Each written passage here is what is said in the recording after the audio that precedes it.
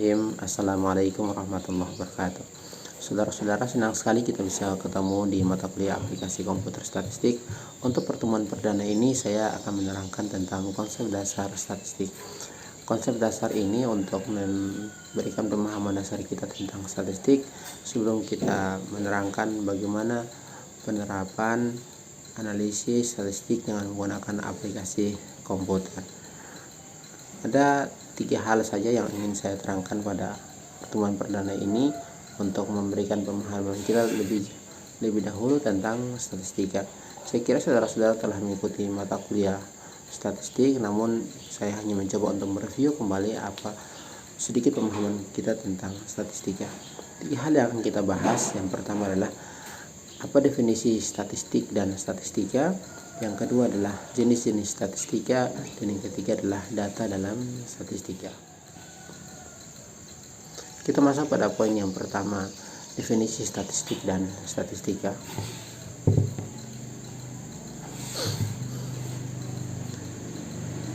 Kalau kita berbicara tentang statistika, maka titik tekanannya adalah ilmu atau pengetahuan. Jadi statistika itu adalah ilmu atau pengetahuan yang terkait dengan bagaimana cara menghimpun data, mengolah data, menyajikan data, menginterpretasi data, hingga data itu bisa dijadikan sebagai dasar dalam pengambilan keputusan. Jadi titik tekannya adalah statistika adalah ilmu. Jadi kalau kita membicarakan tentang statistik dalam kelas, maka itu konteksnya adalah berkenaan dengan statistika. Dia adalah satu kajian, dia adalah satu pengetahuan, dia adalah satu ilmu. Lalu bagaimana dengan statistika? Kalau kita bicara tentang statistik, titik tekannya 2. Yang pertama, statistik bisa dilihat sebagai satu kegiatan, satu proses, satu upaya. Kegiatan apa? Kegiatan untuk menghimpun data, kegiatan untuk mengolah data, kegiatan untuk menyajikan data, kegiatan menginterpretasi, hingga ia digunakan sebagai dasar pengambilan keputusan. Jadi dia adalah proses. Yang kedua, data adalah himpunan angka-angka yang menerangkan tentang suatu peristiwa, suatu masalah, suatu keadaan. Jadi dia adalah himpunan data. Jadi data itu sudah dikumpul, dianalisis, disajikan, maka tersedialah himpunan angka-angka tadi. Umumnya penyajiannya dengan menggunakan 2 cara. Pertama, dengan menggunakan tabel, atau yang kedua dengan menggunakan grafik. Dan situ orang secara sederhana bisa melihat keadaan suatu hal. Misalkan bagaimana jenis kelamin di suatu desa. Dengan angka-angka yang disajikan dalam bentuk tabel atau dalam bentuk grafik, orang bisa mengetahui itu ternyata jumlah laki-laki sekian, perempuan sekian, yang paling dominan siapa, dan seterusnya. Baik, yang kedua adalah jenis-jenis statistika. Penting kita memahami tentang jenis-jenis statistika karena dalam analisis statistik pemanfaatan jenis statistika sangat disesuaikan dengan jenis data, sehingga pemahaman kita tentang jenis statistika akan memudahkan kita untuk menggunakan jenis statistika manakah yang relevan dengan tujuan kita melakukan analisis atau penelitian. Secara umum, statistik itu dibagi dalam 2 jenis. Yang pertama adalah statistika deskriptif, dan yang kedua adalah statistika inferensial. Statistika inferensial terbagi lagi menjadi 2, statistika parametris dan statistika non parametris. Baik, kita akan membahasnya satu persatu. Apa yang dimaksud dengan statistika deskriptif? Statistika deskriptif itu adalah statistika yang berfungsi mendeskripsikan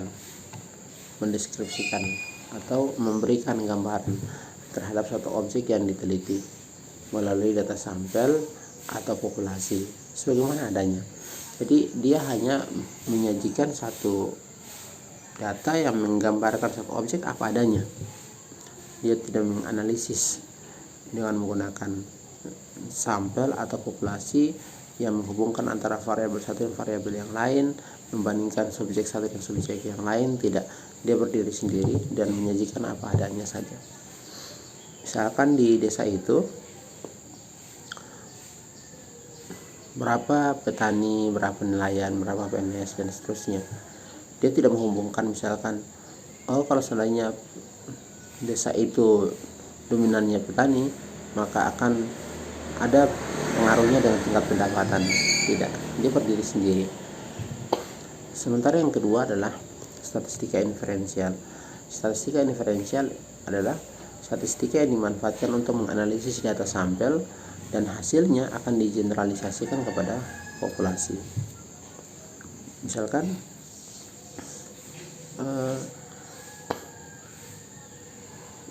seorang peneliti ingin mengetahui bagaimanakah tingkat pengaruh layanan masyarakat terhadap tingkat kepuasan masyarakat. Kalian diambil sampel, ditelitilah sejumlah masyarakat yang dijadikan sampel, kemudian hasilnya dianalisis antara satu variabel yang lain, kemudian dianalisis. Analisis itu diperlakukan untuk seluruh masyarakat desa, bahwa masyarakat desa tingkat layanan pemerintah desa ada impaknya, ada dampaknya, ada pengaruhnya terhadap kepuasan masyarakat, berapa banyak atau berapa besar. Itu akan dianalisis dengan menggunakan statistika inferensial. Statistika inferensial terbagi lagi dua, statistika parametris dan statistika non parametris. Statistika parametris khusus digunakan untuk menganalisis dua jenis data rasio dan jenis data rasio dan jenis data interval. Sementara statistika non parametris digunakan untuk menganalisis dua jenis data juga, nominal dan ordinal. Kita akan membahas tentang jenis data ini pada materi yang berikutnya. Selainnya itu, statistika parametris menggunakan jenis data yang syaratnya terdistribusi normal. Jika tidak terdistribusi normal, maka dia harus menggunakan statistika non parametris. Baik, yang ketiga adalah data dalam statistika. Apa itu data? Data menurut saya adalah abstraksi dari kenyataan atau fakta. Data itu adalah potret. Data itu adalah wakil dari kenyataan. Dengan orang membaca data, maka orang bisa memahami kenyataan. Dengan orang melihat data, maka orang bisa mengetahui bagaimana fakta. Dengan data yang ditunjukkan, maka itu akan mengabstraksi, menggambarkan bagaimana kenyataan atau fakta di lapangan. Baik. Dalam statistik, data diklasifikasi dua, data yang terkategori data kuantitatif dan data yang terkategori data kualitatif. Bisa Anda lihat di gambar, data kualitatif, data kuantitatif. Data kualitatif itu apa? Data kualitatif adalah data yang diperoleh berdasarkan hasil klasifikasi. Sementara data kuantitatif adalah data yang diperoleh berdasarkan hasil pengukuran. Data yang diperoleh menggunakan hasil klasifikasi itu terbagi atas dua, data nominal dan data ordinal. Contoh, jenis kelamin kamu apa? 1 laki-laki, 2 perempuan. Jika kita memilih 1, berarti 1 itu mewakili laki-laki, 2 itu mewakili perempuan. 1 dan 2 ini tidak bisa ditambahkan atau tidak bisa dibagi. Jadi tidak bisa dilakukan kaidah-kaidah matematika, karena dia adalah hasil klasifikasi, dia adalah simbol saja mewakili suatu kualitas tertentu. Demikian juga data ordinal. Data ordinal adalah data yang berperingkat dan tapi di dalamnya ada hasil pengkodean klasifikasi. Seberapa puaskah Anda dengan pelayanan? Sangat puas, kurang puas, tidak puas. Sangat puas diberikan angka 4, puas diberikan angka 3, kurang puas diberikan angka 2, tidak puas dengan angka 1. Jadi angka-angka tadi mewakili respon masyarakat yang secara berjenjang, tapi juga tidak bisa melakukan kaidah-kaidah atau prinsip-prinsip matematika atau seperti tambah, perkalian, pembagian, ya, pengurangan, tidak bisa. Dia hanyalah nomen, dia hanyalah simbol, tapi berjenjang atau berperingkat. Beda halnya dengan data kuantitatif, yaitu data interval dan data rasio. Ini benar-benar berdasarkan hasil ukur. Contoh, berapa pendapatan Bapak? 1.550.000 dan seterusnya, hasil angka. Berapa berat badan Anda? Sekian. Berapa jam Anda bekerja? 2 jam, 3 jam, 4 jam. Dalamnya ada interval. 1 jam berarti 60 detik, 2 jam berarti 120 detik.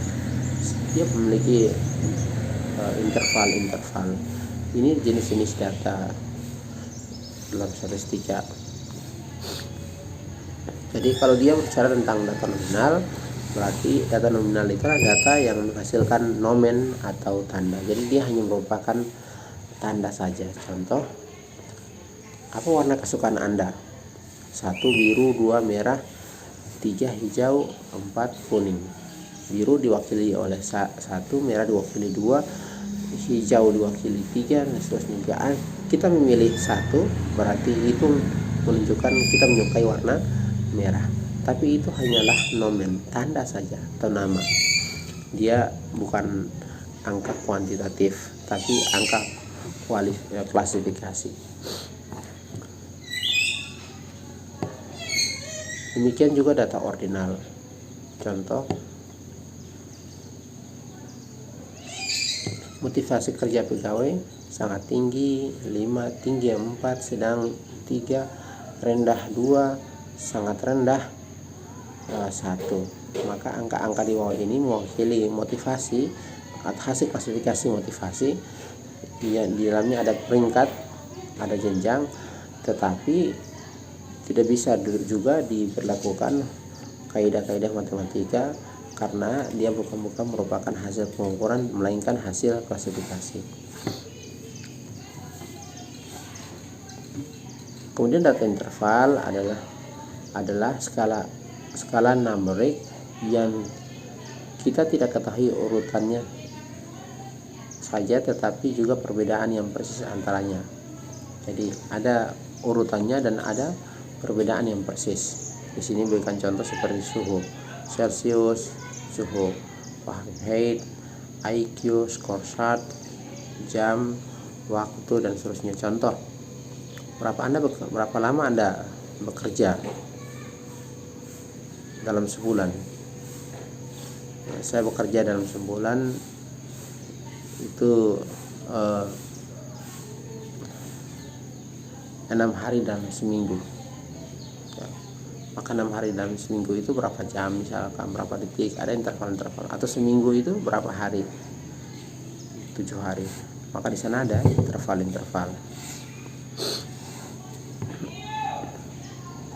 Yang berikut data rasio, yaitu data yang memiliki makna nol, di mana hasil pengukuran yang menjadi nol menunjukkan tidak adanya nilai atau makna. Jadi 0 dalam data rasio adalah nilai absolut.